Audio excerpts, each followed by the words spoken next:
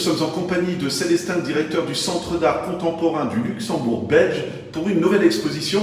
Et je vais commencer tout de suite. Ce qu'on voit derrière, c'est pas une œuvre, mais on a l'impression, et ça va coller avec l'artiste que vous allez nous présenter. Je vous laisse nous en parler.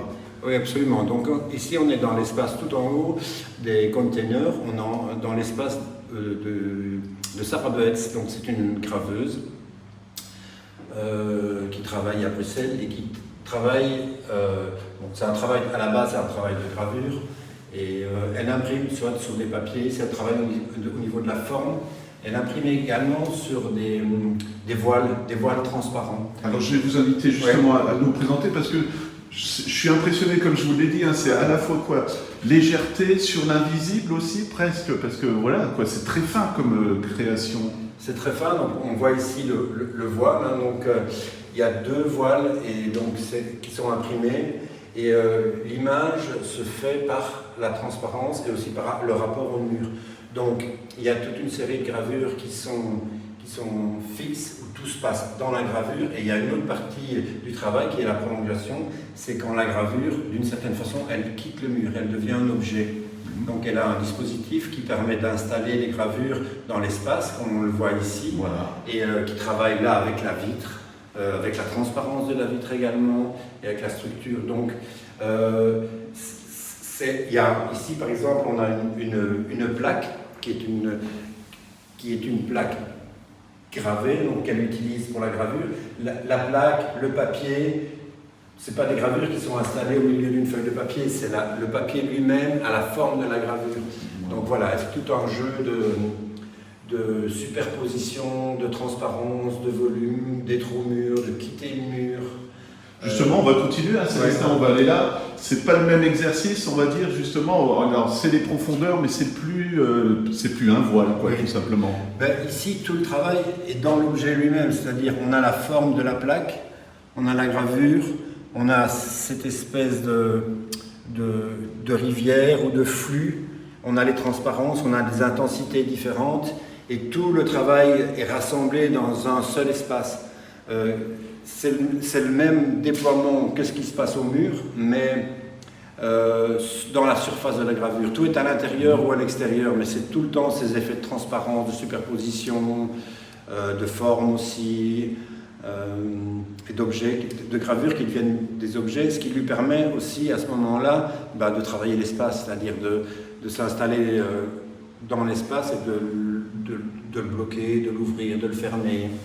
Justement, l'importance du site même, alors on va faire quelque chose, on voit au fond du verre, et si on tourne par là, je trouve que ça fait un écho aussi, parce que, si vous voulez bien avancer là, Célestin, au milieu, on est aussi dans une sorte de paysage, je trouve, moi, mais je ne sais pas si vous serez d'accord, on retrouve du verre un petit peu au fond aussi, ça fait un écho, quoi, tout simplement. Oui, on retrouve ici, par rapport à ce qui se passe ce matin, on retrouve le verre de la vitre, donc là, pour le moment, ça fait comme une espèce d'ouverture, donc une espèce de trou dans le mur.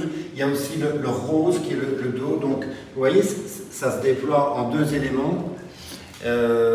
Et ça renvoie du rose sur le mur. Donc, c'est tout ce qui se passe d'habitude dans une gravure. Là, ça s'éclate un peu, ça s'ouvre. Voilà. De l'importance de discuter avec vous, le galériste, ou pas aussi, quand on prépare une expo comme celle-là? Dans ce travail-ci, oui, c'est un travail d'installation assez long dans l'espace. Elle n'a pas fait de résidence à proprement parler, donc elle a travaillé dans son atelier, elle a préparé les choses, on a réfléchi, on a fait des tests dans une galerie à Bruxelles, mais elle a amené, je veux dire, tous les éléments de son atelier, une grande partie en tous les cas, et elle a travaillé l'espace pour essayer d'être dans un espace immersif. Elle avait prévu aussi des grandes tôles. Donc là, il y a un autre rapport avec quelque chose qui est très léger, les voiles imprimées, et puis ces tôles qui sont très lourdes, dans lesquelles elle installe de nouveau une gravure, où là, tout ce qu'elle réfléchit se développe dans la gravure elle-même. Donc voilà, c'est tout le temps cet aller-retour entre dedans, dehors, ce qui se passe à l'intérieur du papier, ce qui se passe avec les volumes, et les échanges qu'il y a avec l'espace et les dessins et les gravures. Voilà, 6 créations et finalement ça meuble bien le conteneur, quoi, on va dire. Oui, tout à fait.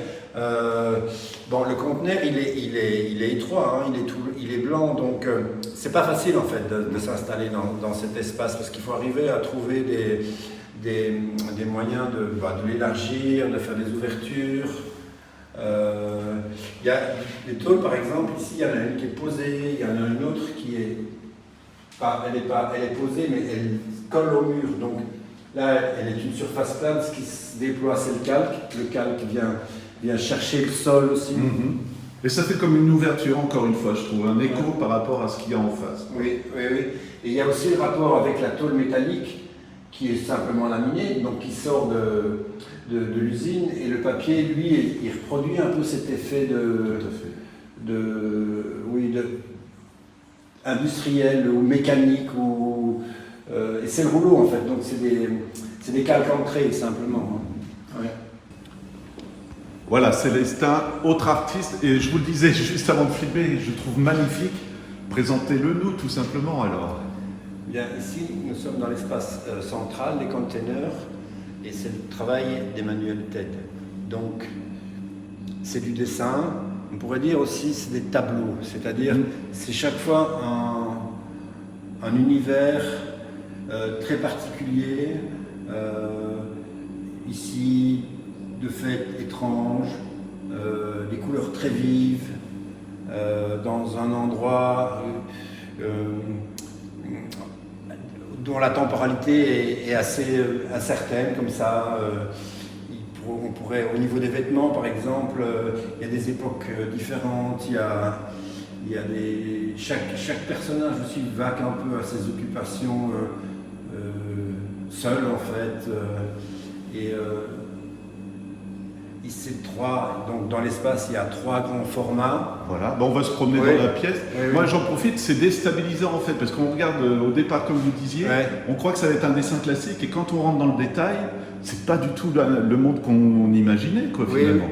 Est-ce que c'est la même chose avec les autres tableaux par exemple? Je pense que oui, dans chaque tableau il y a cette étrangeté. Venez Célestin, comme ça on découvre. Oui. Il y a des rapports aussi très étranges entre, par exemple, les personnages, la table, les sous-moulins. Donc on a l'impression d'emblée d'avoir une scène, et puis en fait, les choses se déportent un peu, se décalent. Il y a des temporalités différentes, il y a des rapports d'espace, de volume différents aussi. Ce moulin qui est comme une espèce de jouet, mais en fait énorme.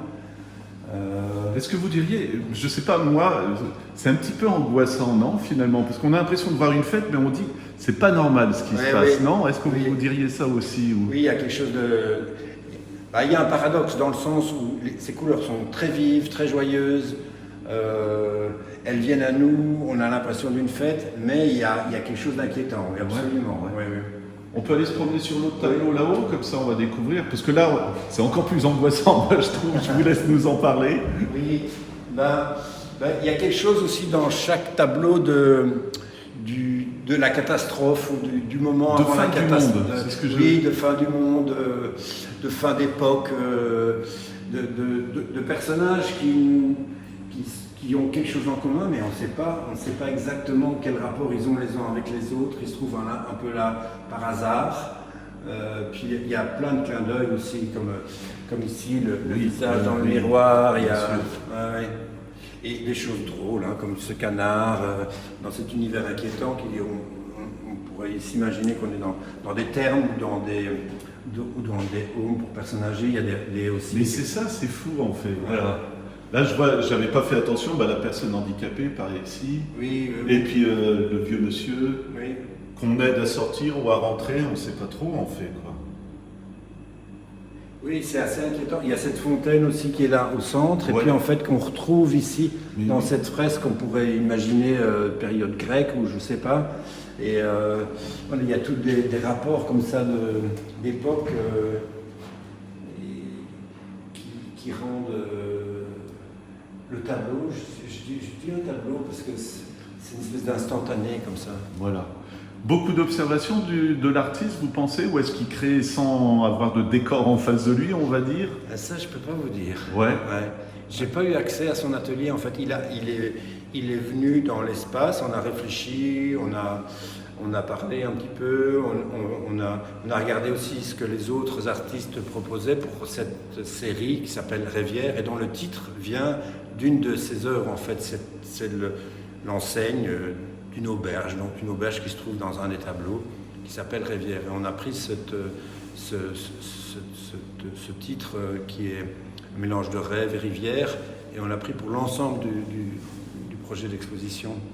Et lui, une fois qu'on a eu cette conversation, je pense qu'il s'est mis dans son atelier, et il s'est mis à travailler en silence, un peu en secret, voilà, dans son espace. Et ça s'est dévoilé le jour de l'accrochage.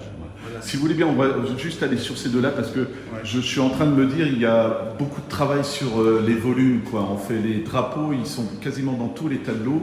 Et puis la texture, quoi. J'ai l'impression que ça l'intéresse, le mouvement du drapeau, ne serait-ce que ça, ou de la toile, quoi. Oui, il y a ici donc ces deux dessins qui est une espèce de procession comme ça, de nouveau une procession étrange avec des animaux, avec des chevaliers, avec des chars et des drapeaux qui sont aussi comme les toiles en fait, qui sont des dessins.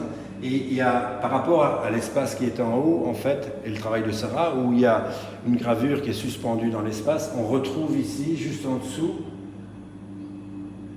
mais là sous forme de représentation et plus d'objet, de la représentation elle-même du drapeau ou du tissu, on la retrouve ici. Et je trouve ça assez... c'est un très beau lien, je trouve, entre des pratiques qui sont complètement différentes, mais en fait, à un moment donné, un objet devient le sujet d'un dessin, d'un tableau. Voilà. Et moi, je ne peux pas m'empêcher, mais c'est tellement beau. C'est étrange, il y a cette créature, ou je sais pas, cet homme déguisé là tout au début. On ne sait pas ce que c'est aussi, quoi. Comme, encore une fois, on a l'impression de voir une image de fête, et quand on rentre dans le détail, c'est pas du tout ça. C'est pas du tout ça, et aussi le tableau ne se révèle pas tout de suite. Exactement. Il faut prendre un peu de temps, il y a des escargots, là, il y a des choses que moi je dis, le lapin, enfin il y a tout un tas d'éléments qui arrivent comme ça, tout doucement, qu'on ne perçoit pas directement. D'emblée, on a l'impression d'une procession qu'on pourrait imaginer romaine, par exemple. Et puis en fait, non, il y a des brouettes, il y a des lapins, il y a des drapeaux avec des poissons. Et on a envie de savoir ce que c'est, en fait. Ce que c'est que cette fête. Et toujours cette ambiance inquiétante. C'est vrai. Peut-être catastrophique, ou voilà, quelque chose qui se prépare en tous les cas. Voilà, et dernière remarque, mais c'est parce que ça me passionne, mais en fait, on voit des gens faire la fête, mais ils ont tous le regard ou le visage grave, quoi, en fait. Il n'y a pas un sourire qui apparaît. Quoi. Et ils sont, moi je les trouve assez isolés, en fait.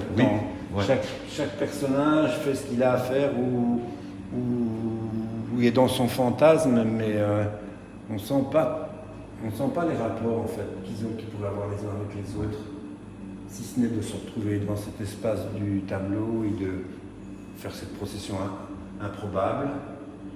Voilà, Célestin, cette fois-ci on est dans la dernière partie avec la troisième artiste qui est présentée ici sur le site de Montauban. Graphique, on va dire, quand même, cette fois-ci pour cet artiste-là, ce qui est proposé. Oui, ici on est dans le bureau des Forges, donc c'est la maison, j'appelle ça la maison, donc c'est un espace domestique.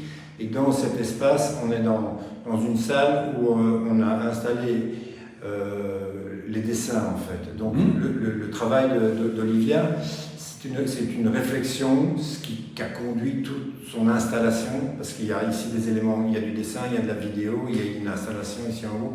Tout ce qui a conduit son travail, c'est une réflexion sur la manière de se nourrir, de s'alimenter. Au départ, elle a travaillé sur les abattoirs, sur ce qui se passe dans les abattoirs, elle a fait des recherches, puis elle a trouvé des documents sur la manière dont on tuait les cochons, par exemple, dans les années 70, 80, sur une césarienne aussi. Donc on a la naissance d'un animal et on a la mort d'un animal qui sont représentés dans cet espace. C'est aussi peut-être une façon comment on va dire, de parler de l'hypocrisie qu'on peut avoir. Moi, je mange de la viande, mais je ne veux pas savoir comment j'ai cette viande dans l'assiette, quoi, tout simplement. Je ne suis pas sûr que c'est de l'hypocrisie, simplement c'est des périodes différentes, c'est des pratiques différentes. L'hypocrisie, non, je ne pense pas que c'est de l'hypocrisie. C'est des périodes différentes. Et par exemple, dans une des vidéos, celle qui est présentée ici, qui est traitée graphiquement, donc la vidéo n'est pas brute, elle devient de la peinture, comme le travail d'Emmanuel qu'on a vu. Un tableau, ça redevient un tableau, ça devient une œuvre retravaillée, une œuvre d'art. Donc c'est pas traité directement, mais ça parle de ça.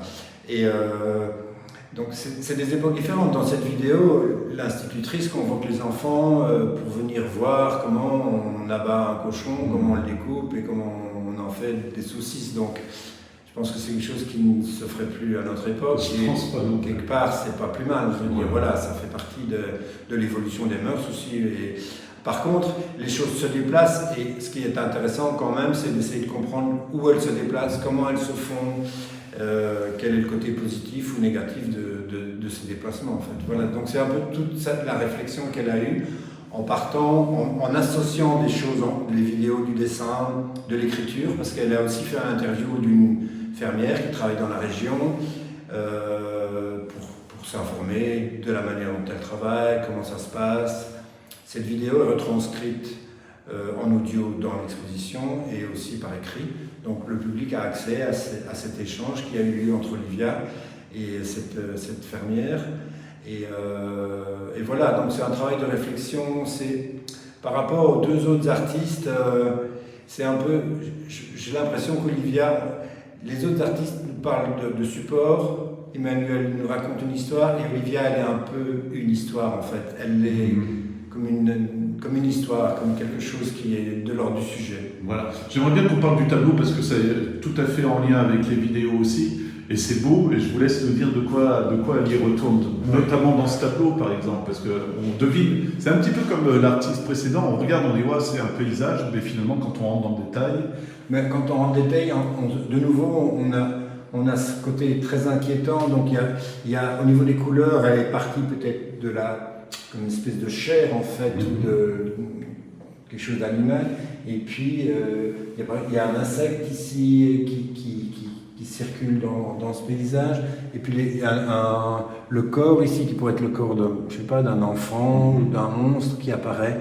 Donc on n'a pas du tout accès directement à la toile, au tableau.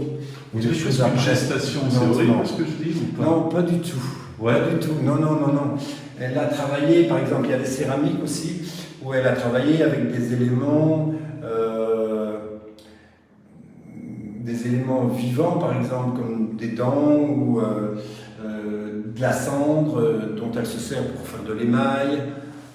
Voilà, donc c'est vraiment une pratique globale comme ça, où on n'a peut-être pas intérêt à sortir un élément, mais tous ensemble, ça donne un objet. Ouais. C'est un travail aussi sur les couleurs, on va dire. Hein. Oui. Le travail, le support également, puisqu'elle peint soit sur des toiles, soit sur des planches de bois. Il y a un travail aussi très simple de carnet. Il y a des carnets en haut, où il y a tout son parcours intellectuel, ou toute sa réflexion. Et on a accès à tout, en fait. On a accès à tout ça. C'est un monde intérieur, vous diriez aussi, ou pas?